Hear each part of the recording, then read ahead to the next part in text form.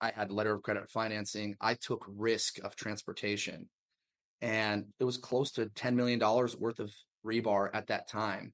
While it was in transit, the markets tanked and my buyers backed out. Here is your daily dose of the Ultimate Sales Machine coming to you from the new edition. Visit ultimatesalesmachine.com to get your copy or multiple copies. I am your host, Amanda Holmes, CEO of Chet Holmes International. What you're about to learn has assisted 250,000 businesses to generate billions of dollars, working faster, better, smarter. Welcome back, everybody. Amanda Holmes here. And today's CEO Mastery Show, we have a special guest. I also have Troy Aberle, our Executive Strategy Officer, on. But today we're talking to Peter Afiuny, who is the Chief Commercial Officer at Novion. I am so thrilled. We got some data recently that says that CEOs and founders are younger than they've ever been. It's actually shocking. High net worth individuals, the average high net worth individual it used to be 62 years old. In the last 5 years, that has dramatically decreased by 11 years, making the average be at 47 years old. And that inspired me to say, Peter, can you please hop on this podcast? Because they have raised over 100 million in 8 years before they even turned 40. So Peter's also a co-founder of Novion, and we're going to dive into the stories of what it takes to the blood, sweat, and tears that it takes to grow that, and the opportunity that so many have to be able to create a more sustainable future in their business. So thank you, Peter. Thank you. Thank you for having me. What a fantastic introduction. I really appreciate it. I appreciate being here and the opportunity to spend time with you to talk about our journey. I know. So I first met Peter. This is so great. We went to college together at University of Southern California, and we were both in the Entrepreneur Club, which was the largest organization at USC. And Peter was president at the time. I think I was maybe 2 years younger than you or so. And I just kept hearing about this president. I didn't see him much. And at the time, I had no context. All I knew is everyone said he's very successful. He's never here. He's too busy running his company. Oh, God, get out of here. I literally had no idea what you were doing. Fast forward, right? Like 10, 15 years later, I find out that you're like charging through China, trying to understand the supply chain, which ended up paying off wonderfully. But can you tell me a little bit about what you found diving through China that led to this successful business venture? Yeah, it was an opportunity that really was made available to us through some of our other co-founders who had really taken their career deep into the world of magnetics in China. When you're talking about magnet manufacturing, China is the dominant player. And so if you want to learn about making magnets, you have to engage in that environment. And in the APAC region, a lot of the intellectual property came out of Japan, and a lot of the mining through separation, through refining, and then of course, magnet manufacturing occurs within China. And so I spent a lot of time visiting different companies and meeting a lot of really wonderful people to absorb as much as I possibly could about the industry. Yeah, and I don't know if you can share this story. You had told me something about like some of the crazy war stories, because a lot of people are in a lot of pain at the moment. You're lucky you're in a wonderful space, but there's some that had some serious problems with supply chain issues. I remember one in particular about you on a boat. Can you share that? Oh, yeah, yeah. So that was apparently the company that I was running while being a part Right. of Entrepreneur Club. Yeah. Okay, Okay. So okay. yeah, that was a really interesting experience. It was probably my first huge failure. Yeah. Like as a Yeah, as share an it. It's so entrepreneur. good. I had a People lot of need it. minor failures, but that was probably one of my big ones. And it was also a very important moment of my life because it became a very self-reflective moment in my life in terms of what I was pursuing and how I was pursuing things and what I was getting involved in. But yeah, I had essentially started a company that was dealing in hard commodities trading.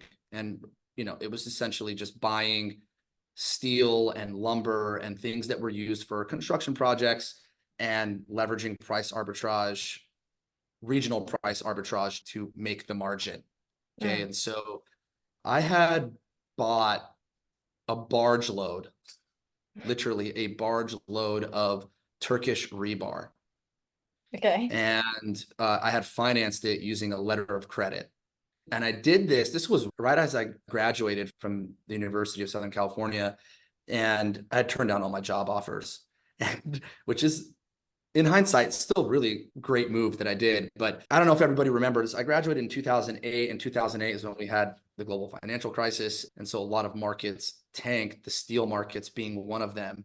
And so graduated in May, and then October hit, and I had this deal where I had letter of credit financing. I took risk of transportation, and it was close to $10 million worth of rebar at that time. While it was in transit, the markets tanked and my buyers backed out. So that was Ah! so that like just made the company insolvent overnight. And then that's what put me into sort of a self-reflective mindset about what am I doing and what am I involved in? Because ultimately I had realized that what I was doing was a lot of paper trading and brokering. And I was really questioning what is the value that I'm really bringing to the table, right? Because I was creating sort of a derivative off of the value that was already created. And that's fine. You need that level of service, right? But it wasn't something that was fulfilling for me. And so it put me in a different mindset as far as what I wanted to do and how dirty I wanted to get my hands. Yeah, I can see Troy's face too. Were you gonna say anything? Because I could see you reacting like, oh my God. I'm just thinking about the feeling of when you know that something really didn't go well, how that feels when it hits your spinal cord, if you will, of the emotions. Well, that's the journey of the entrepreneur, right? You succeed and you fail, and the fails. I associated that story with your success because now what do, right? You're the only manufacturer in the United States that makes magnets without outsourcing, right? Yeah, that's right. So, and it's a very specific type of magnet that we make. There are, of course, other magnet manufacturers, but what we make is a neodymium iron boron magnetic material, or the shorthand form of that is a neo magnet, or a neodymium permanent magnet material. And it is the most powerful permanent magnet material that you can get on the market. What that means is that it has a lot of energy in a very, very small form factor. This magnet has contributed to the miniaturization of technology. It is a critical material that acts as a junction for energy conversion, right? It's all around us. It's in your kitchen in the form of refrigerators. It's in your house in the form of HVAC systems, blower motors, fans, pumps, in your car in the form of power windows, power door locks, power seats, sensors. Of course, you can even take that to a much, much larger scale, and it spans across industries, whether it's motion control in aerospace or defense applications or medical applications or energy applications. It's all there, right? It's really at the heart of electrification. My journey into magnetic materials started with exposure to the fact that as a critical material that was so important to society, and really an age of electrification that would fuel sustainability or a more sustainable environment or more energy efficient environment, our waste infrastructure was not even considering this material as something that should be captured and recirculated the same way that aluminum and copper and steel and sort of more common non-ferrous metals are handled. And so that was really the question that sent me down the rabbit hole. And here we are today, commercializing and building and delivering magnetic materials in the United States. We represent the only sintered neodymium magnet manufacturer that is commercial in operation in the better part of almost 25 years, right? And Holy so cow. we're really proud of what we've done here as a team.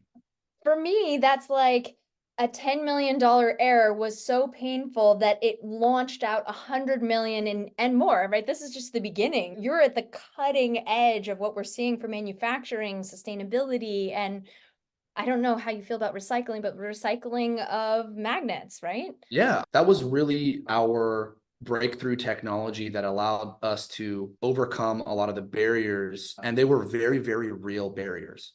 Capital intensive industry, it's an infrastructure project, right? Also, a lot of intellectual property that were really surrounding the industry. And so our ability to take a end-of-life magnet and extract it from an end-of-life application and turn it into a new high-performance magnet paved the way as a piece of our technology portfolio to enter this market. And it has so many different layers of benefits. It's absolutely amazing, because there are a lot of companies out there right now that are hurting, right? Inflation is so crazy. We've just gone year after year of just this questionable market where what's going on with the economy, what's going on with war, what's going on with this pandemic.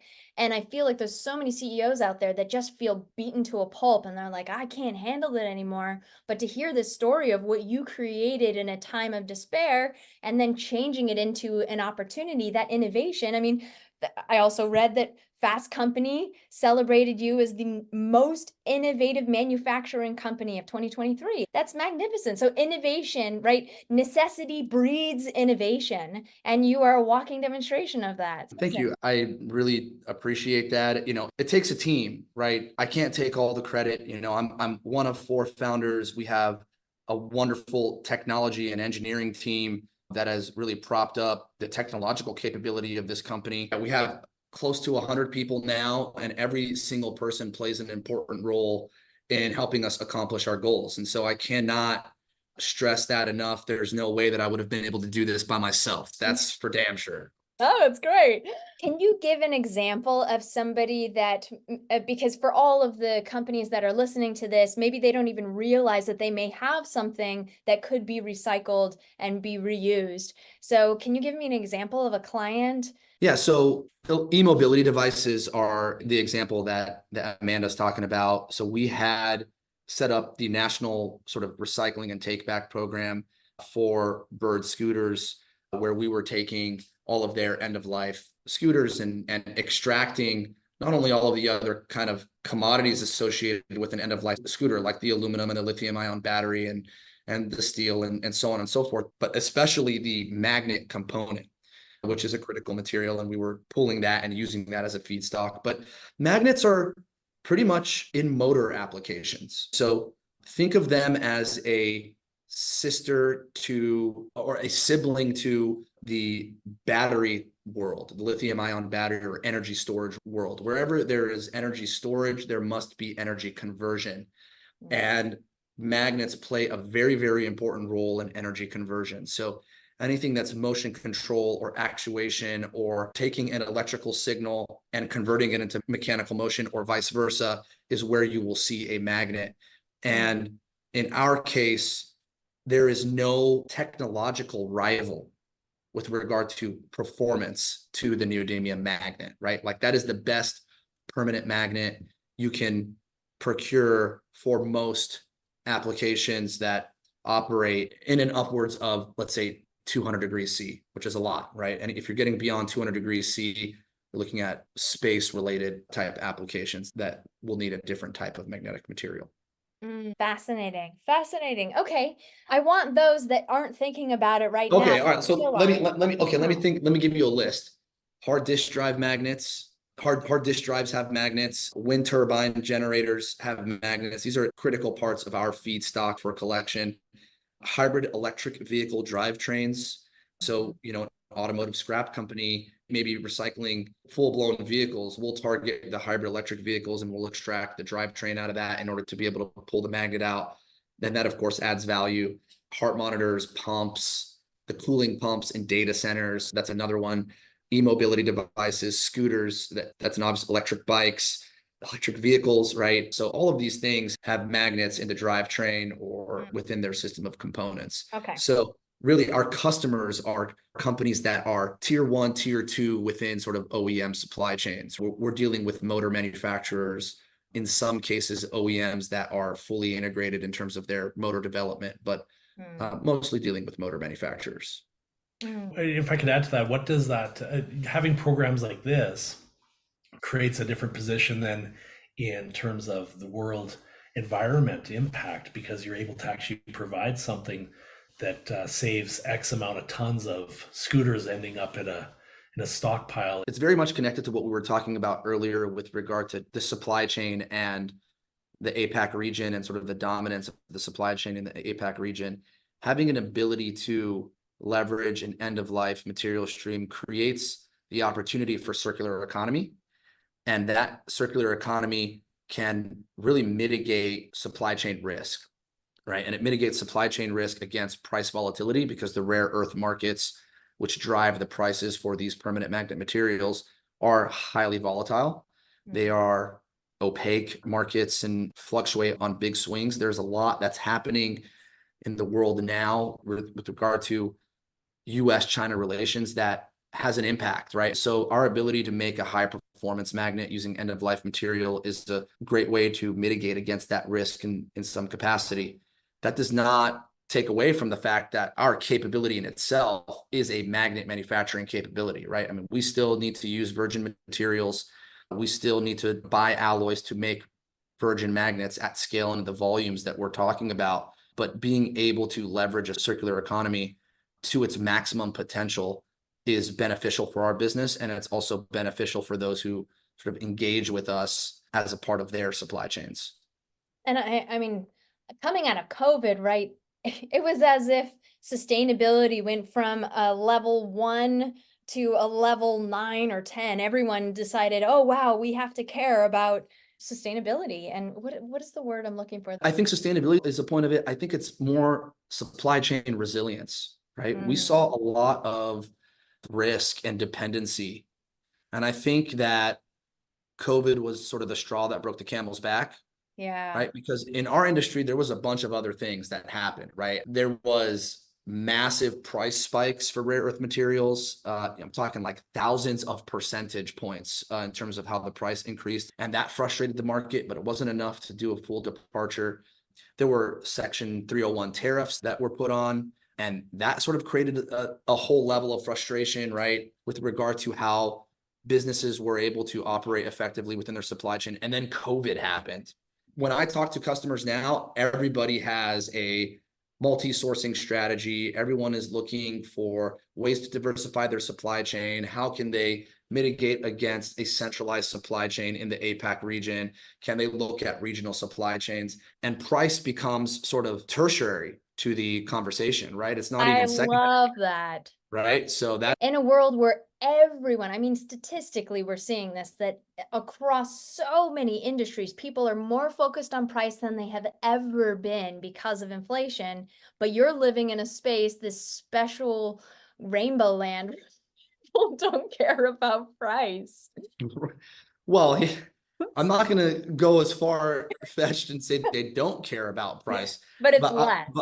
but I will say that if you as a customer or as a buyer, if all you're focused is on price, then it's very, very short-sighted.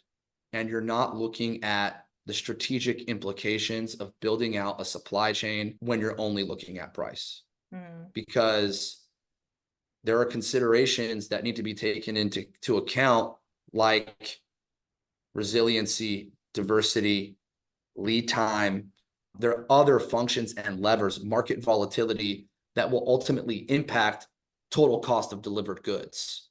Yeah. And the sort of cherry on the cake is the sustainability piece, right? Which is then on top of all of those benefits outside of price, there is this ESG concern or the There we sustainability go. concern, That's what I was right? looking for. Yes. That has now become a major narrative within corporate governance, really. And so being able to demonstrate that carbon reduction, I mean, when we deploy our magnet to magnet recycling process to make a finished product, we're talking about a 90% improvement in energy efficiency when you look at the mine to magnet manufacturing process. Wow. If you look at our life cycle analysis, which we've done on our process with Purdue University, they measure close to like a 48% reduction in the overall life cycle impact assessment when compared to a traditional magnet manufacturer. So these are real numbers, right? I think based on a very, very, very preliminary calculation, and I think this number is even more now, for every ton of magnet that we produce, it's like an 11-ton CO2 reduction. Wow. Wow. Right? right? And then that sort of opens up the world of carbon credits, and like whether you play in that market or not is a whole other thing, but like that has an impact, and it becomes more a part of our toolbox than, hey, we make a magnet that leverages the end of life supply chain and now it can be cheaper, right? Like that's not what we lead with. No, Right. that's not even, Right. that's not the focus. What would be the top three things that you think a customer in the magnet business should be looking for, if you will? And how does your company be able to do that? Because I'm sure you guys are proud of what those three things are. Quality, performance, and reliability, I'd probably say off the top of my head. And I think how one customer over the next will value each one of those things will depend on the industry. If you're operating in automotive industry versus if you're operating in a sort of industrial environment, the focus on each one of those things will vary. Automotive, for example, is very much focused on a price. Price is a big part of what they do because they're looking at 10-year programs and millions of vehicles, and that translates into tens of millions of pieces. It could be 10-cent swing on price, can be millions of dollars in swing and on a total spend for a particular program. So that makes sense, right? But I would even rate above that if you have a lights out, fully automated assembly line, okay, and you need a part to fit within a sub-assembly. If your part isn't to spec and you don't have the proper controls in place as a magnet manufacturer or as a manufacturer period to make sure that you don't have any defects, then that's a big risk, because if all of a sudden I deliver a batch that has a part that's out of tolerance, then I'm putting that customer's entire fully automated production line at risk to downtime. I was just going to say, Peter, when you really think about it, I was going to ask you what is a big failure, but I could just imagine an automotive manufacturer or farm equipment manufacturer having a row of semi trucks ready to pick up the final product. There can't be anything worse than saying, well, we saved 10 cents on a magnet, and now we've got 300 cars that can't be built today because we cheaped out on it, didn't have consistency and quality, and there's that part of it. But we also didn't support a company who actually looked out for that ahead of time for us and was actually able to save us 20 cents because of carbon programs and all of the things that people don't even think about when getting a quote. Spot on. That's spot on. And we've been very blessed in the sense that we've been able to greenfield a project in the 21st century, and we're ramping up capability and we're ramping up a production capacity.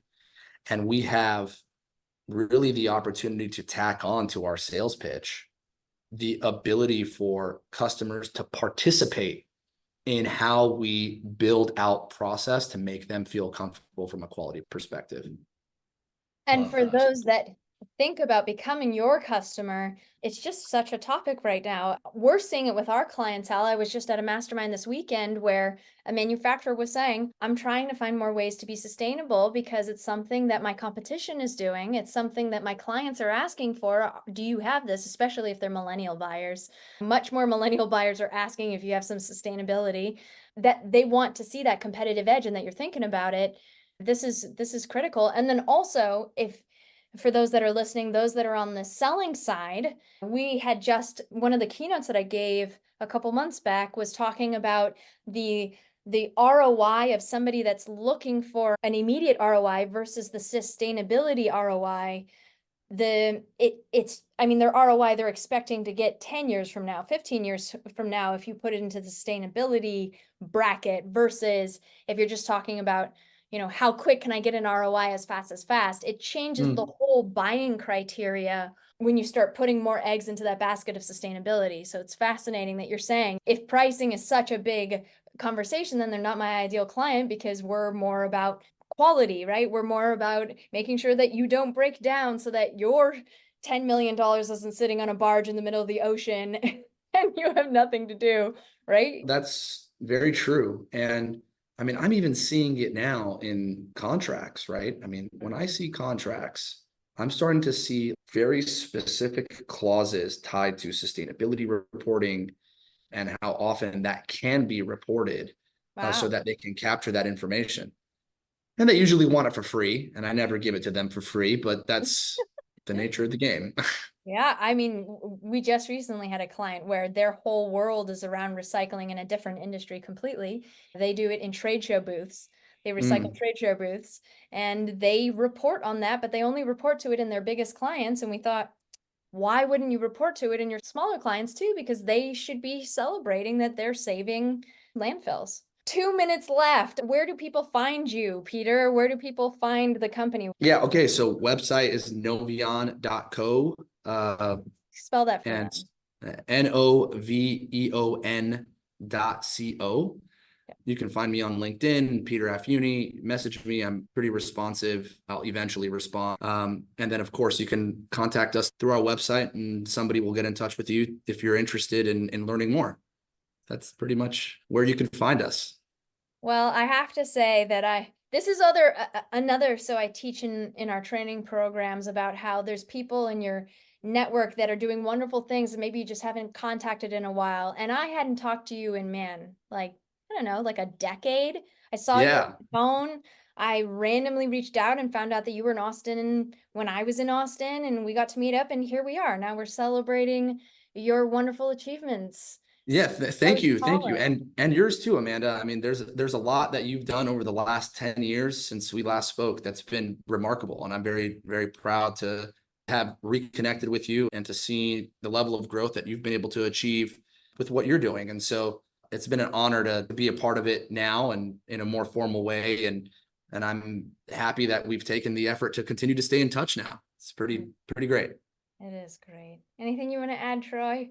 No, congratulations. You've proved that, to me, a new concept is rather than getting a lower price because of sacrificing on quality, maybe it's because you're able to offer a different pricing and value because you're utilizing other programs and sustainability that governments are promoting and behind. And also with recycling, you're having an impact at a micro and a macro level. And I think it's notable that that should be part of criteria that everyone should be looking at when making an offer of their product or service. So thank you, Peter. Thank you. Thank you, Troy. All right, until the next CEO Mastery show. Bye-bye, everybody.